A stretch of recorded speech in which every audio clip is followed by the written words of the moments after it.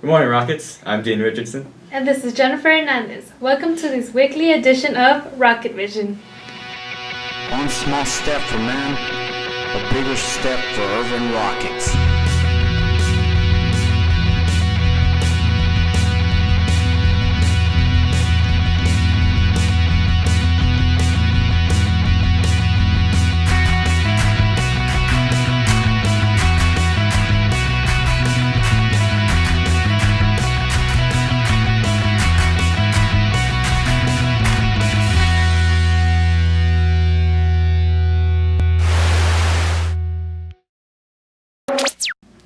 President Donald Trump has signed orders to build a wall along the U.S.-Mexico border, but residents from an old neighborhood here in El Paso have been living with the wall for over 5 years. Elaine Ortiz visited this old neighborhood, Chihuahuita, where the current fence lies. Chihuahuita, a historic neighborhood in El Paso by the Paso del Norte International Bridge, has had a so-called border wall for years now. This wall stands 15 to 18 feet tall and is really just a metal fence that was built around 2008. No hay palabras. There are no words. You're at the park and you see them putting up a wall. It feels ugly. Then the kids begin to question why they're building a barrier, and you as an adult have to tell them. The Mexico-United States border was partially funded by the Secure Fence Act of 2006. It was passed through the U.S. House of Representatives, and George W. Bush signed the act as well. The estimated cost of everything was $6 billion. If he wants to put in money, he should just fix this one. Instead of putting in a new one, he should invest so it can be better like the wall he wants. One of President Trump's campaign promises was to build a wall. The wall must be at least 30 feet high, impossible to climb, and must hold up for at least 30 minutes against handheld tools. The estimated cost for this type of wall is between $10 billion to $25 billion. El Paso's been the safest city, or one of the top 3 safest cities, going back to 1997, before we had any kind of fencing or walls here. And since then, we've constructed about 600 miles of walls and fencing. Folks have looked at it, studied it, and found that it's contributed not at all to safety, to security, and to resolving some of the challenges and concerns that we have at the border. Chihuahuita residents have lived with a border fence for years now. The community believes money should be used to support Border Patrol and restrict trafficking. And so it doesn't matter whether you live, right on the border in Segundo Barrio or in Chihuahuita, or whether you live in northeast El Paso, or whether you live in central Texas or further into the interior of the United States. We want to do what's good for everyone, and a wall just is not it. This is Vinny Elaine Ortiz reporting for Rocket Vision. For years, people come all across the globe to the United States in search of the American dream, some without knowing a word of English. The El Paso Independent School District offers an intensive program to help students overcome the language barrier. Chris Quintero has more information. In a borderland community where speaking in Spanish is of norm, it is easy to overlook a student who came from a different country and just started school within the last year. You know that we don't have students only that come from Mexico. We have students from India, Korea, all different countries. In December of 2016, El Paso Independent School District announced their decision of accepting the Deferred Action for Childhood Arrivals program, which gives protection to young people who come to the country illegally, also known as Dreamers. EPIZ offers development plans called High Intensive Language Training and English classes for students who do not speak English fluently, especially to those who come from other countries. This program helps the students with understanding the material taught along with the U.S. culture. The district has a special program for those students that is the HILT program. Is High Intensive Language Training. And those first 3 years the students spend in the United States. The students take an English language development class, and then an English 1 class, ESOL, and then an English 2 class, ESOL. Most foreign students immigrate to the United States to seek better education, better opportunities, and a chance to take their families to the next level. These students are eager to pursue higher education, but stagger because of challenges such as learning the English language fluently and finding courage to start a new life in a different country. Well, I may need friends who speak Spanish so I can talk with them. They can translate me things, but it's still being difficult. With teachers that understand and guide foreign students, and with the development plans given by the district, all students admitted that they felt more comfortable. It can potentially help all the students pursue their dreams of furthering their education to take their family to the next level. This was Chris Quintero reporting for Rocket Vision. Hey Dean, how would you describe life in El Paso? I'd say it's a mix of calm and mellow, but also busy at the same time. That is very true. Living in a border city can be very hard to explain to our visitors. So for this question of the week, Demetrius asked our viewers to finish the sentence. You know you're from El Paso when... El Paso is a hot and spicy city known for its unpredictable weather and cultural flavor.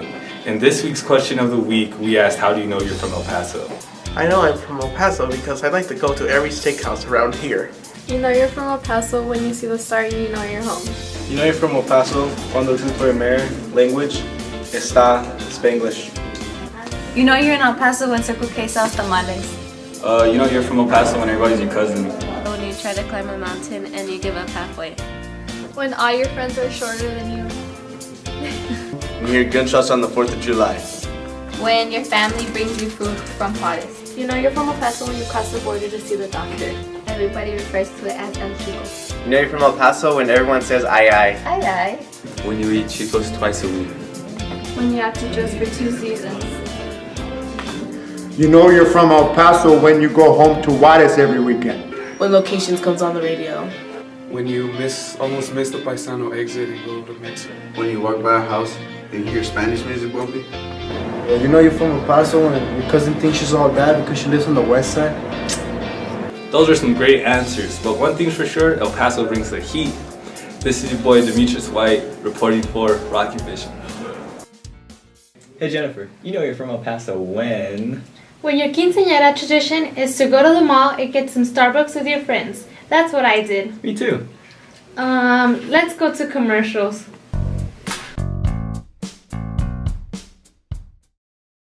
The point in recycling is to convert waste into usable materials, such as a plastic bottle. Instead of throwing it to the trash, allowing it to be tossed into the ocean, adding on to the wastelands created by man, it should be recycled. Let's make this waste to energy that can provide to our daily lives. Why should I throw away this piece of paper that can be recycled up to 6 or 8 times and can reduce the harm to wildlife that needs the forest to survive? Here's a word of advice: reduce, reuse, and recycle.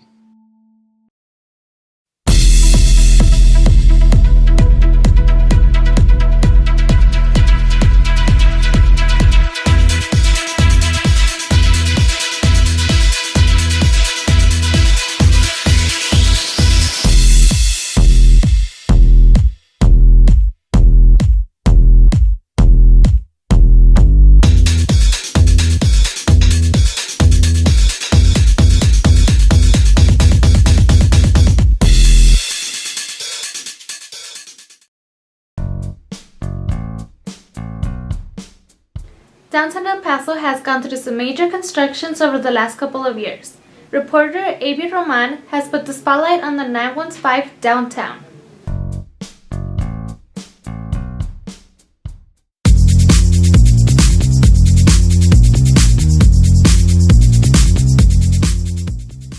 Hello, Irvin. I'm here in El Paso downtown to show you some sites you could come and visit for this week's venue. Let's go check them out.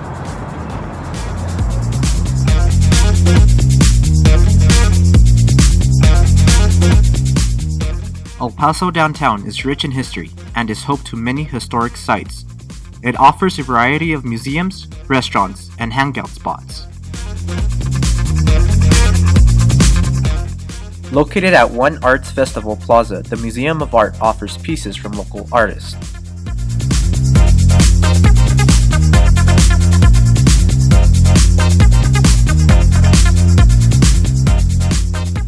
At the Museum of History, a digital wall can be found where you can get more informed on El Paso's history. Aside from the museums, downtown also holds the Southwest University Park, used by the Chihuahua baseball team. And for great entertainment, the Plaza Theater is just around the corner. Being amazing by day, it is truly magical at night.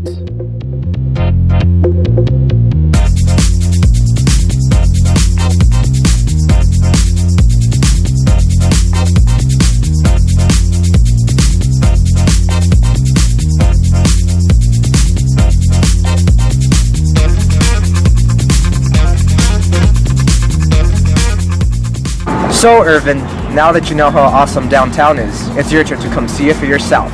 I'm A.B. Roman, signing off.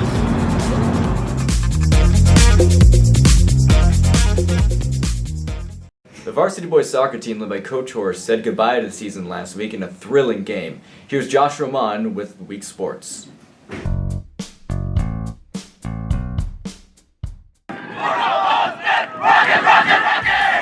The Irvin soccer team had an exciting season with a record score of 15 wins, 7 losses, and 1 tie. In district play, we went 4-3. We had a 2-game losing streak there in district play and finished 4-3. Always knew that they could rebound from that.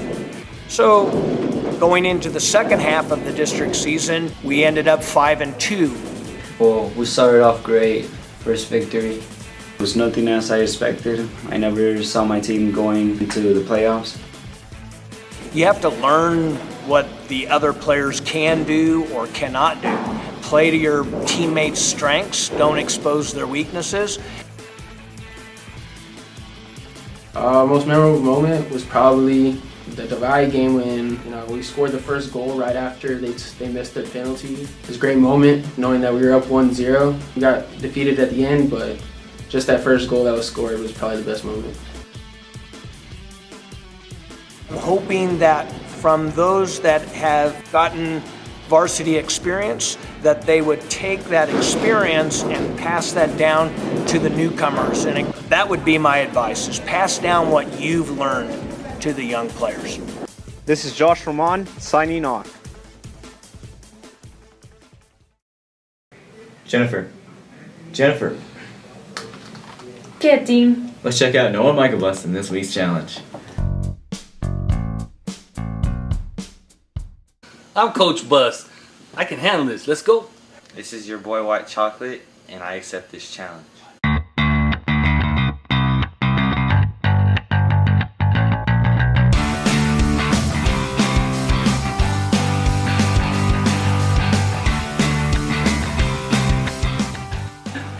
Money on my mind. Money? And you... I don't know. I stepped on a cornflake, and now I'm a serial killer. I stepped on your girlfriend and now I'm steering. Yeah! I got it? No. You're better when you don't talk. You have rocks in your head.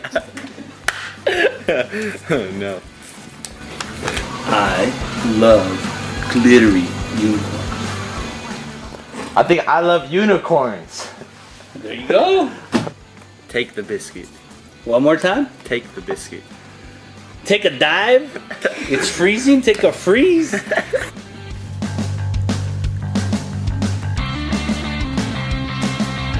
One more. Puppy spikes a lot. Puppy spikes a lot. I nominate John Conley. Go for it, dude. I nominate you, Coach Batista.